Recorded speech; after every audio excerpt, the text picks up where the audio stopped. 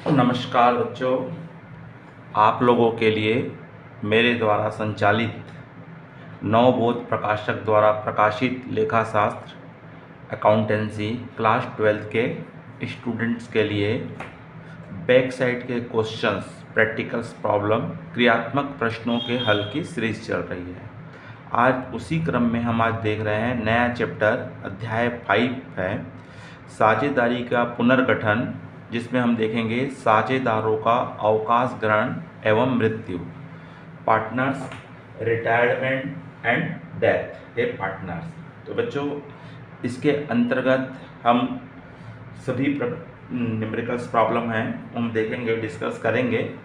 अगर आप इस चैनल में बच्चों नए हो या पहली बार देख रहे हो तो तत्काल इस चैनल को सब्सक्राइब कर दीजिए, जिससे कि आपको आने वाले सभी चैप्टर्स के बैक साइड के क्वेश्चंस के हल आपको प्राप्त हो सके।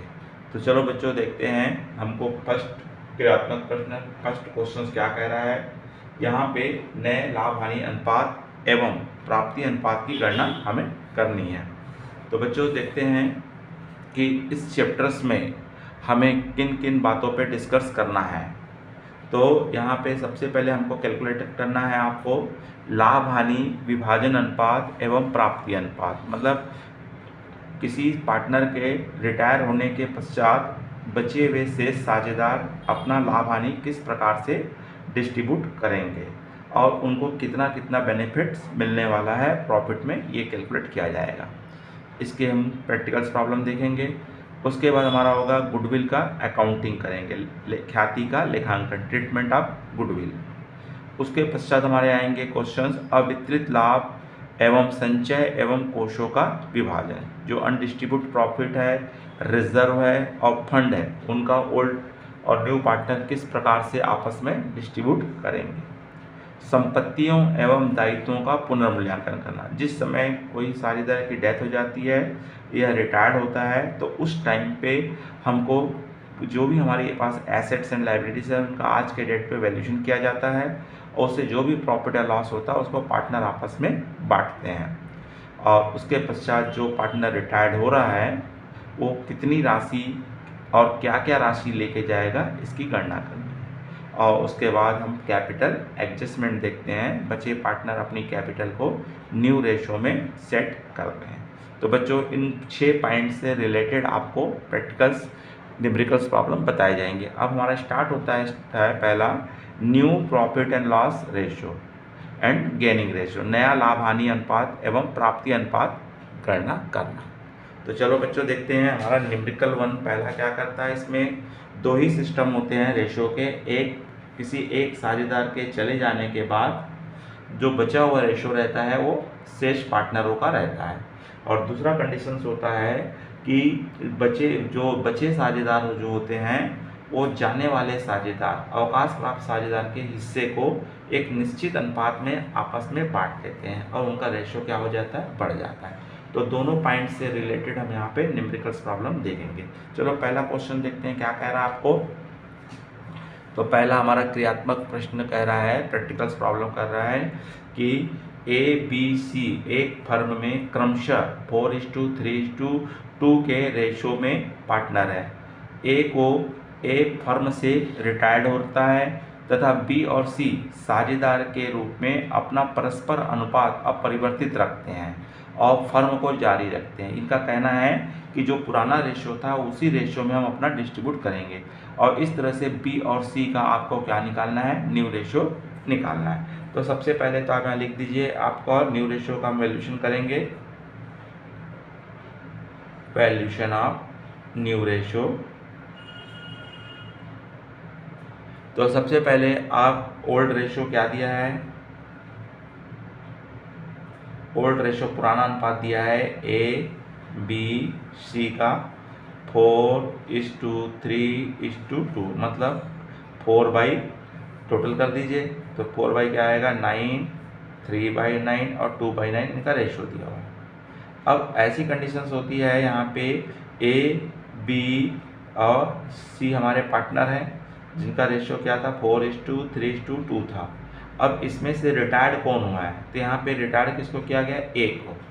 तो ए के जाने के बाद मतलब ए हमारा कौन हो गया, रिटायर्ड हो गया। तो ए के जाने के बाद बच गए कौन, बी और सी। तो बी और सी का जो बचा अनुपात क्या होगा, 3:2 यही अनुपात रहेगा। तो इस तरह से हमारा इसमें न्यू रेशो जो निकलेगा, नया अनुपात जो होगा बी और सी का 3:2 या 3/5 और 2/5 होगा। ये आपका क्या होगा, आंसर से होगा। दूसरा हम क्वेश्चन देखते हैं। तो क्वेश्चन नंबर 2 में हमको बता रहा है यहाँ पे आपको दोनों बोला हुआ है, एक्स वाई जेड फर्म में साझेदार हैं, वो 1/2, 3/10 और 1/5 में अनुपात बांटते हैं। एक्स रिटायर्ड हो रहा है, शेष साझेदारों के मध्य लाभ प्राप्ति अनुपात की गणना कीजिए। तो यहाँ पे आपको दोनों निकालना है। पहले आपको इनका रेशो निकाल के फिर गेनिंग रेशो भी हमको कैलकुलेट करना रहता है। तो सबसे पहले इनका अनुपात दिया है हमको एक्स वाई और जेड का 1/2, 3/10 और 1/5। तो बच्चों इनके नीचे सबके अलग अलग नंबर है, तो इसको हमको यहाँ पे एलसीएम निकाल करके इसको हमको क्या करना रहता है, इक्वल लाना पड़ता है। तो एलसीएम निकाल लोगे 2, 10 और 5 का।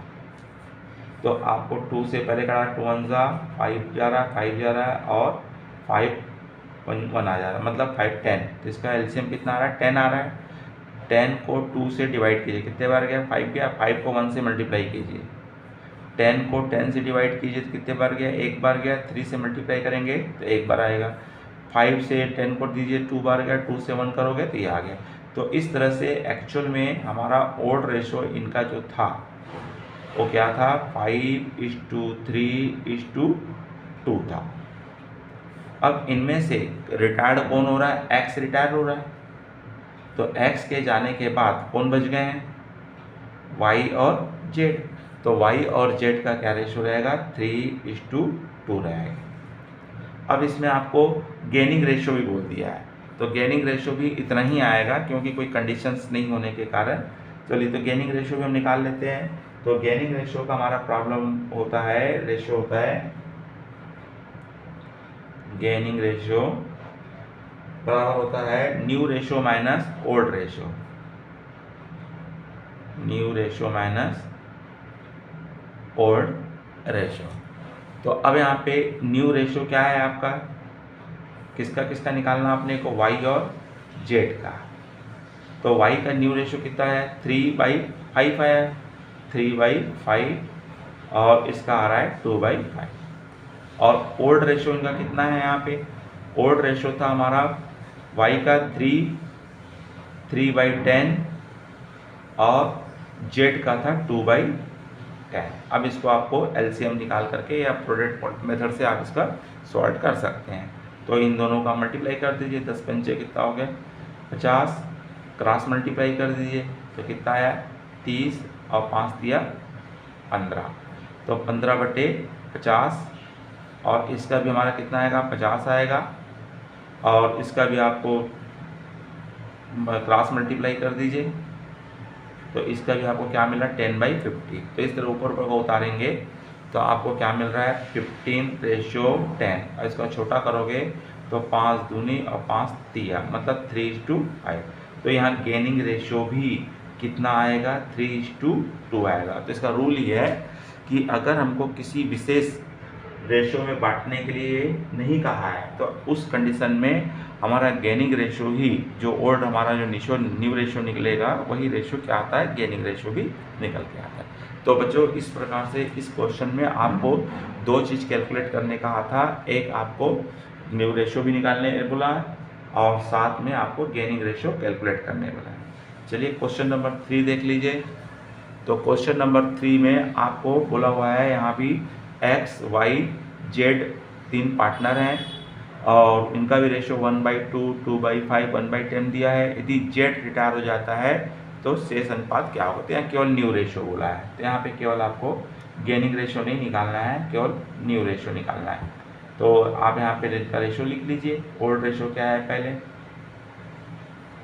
तो old ratio x y z का है 1/2, 2/5 और 1/10। इसका भी आप एलसीएम निकालेंगे क्योंकि सबके नीचे आपस में बराबर नहीं है, तो इसका भी आएगा 2, 5, 10 का निकालोगे आप तो 1 और 2 बार जाएगा, 5 से देंगे आप, फिर 2 से देंगे, 5 से जाएगा आपका, तो क्या जा रहा है 5 1 सा, तो इसका भी क्या आ रहा है 10 आ रहा है। तो 2 से 5 को देखो 5 1 से बाहर जाएगा, और 5 10 को 5 से डिवाइड करोगे 2 बार जाएगा तो 4 हो जाएगा ये, और 10 को 1 से दोगे तो 1 आएगा। तो इस तरह से इसका क्या आ रहा है आपका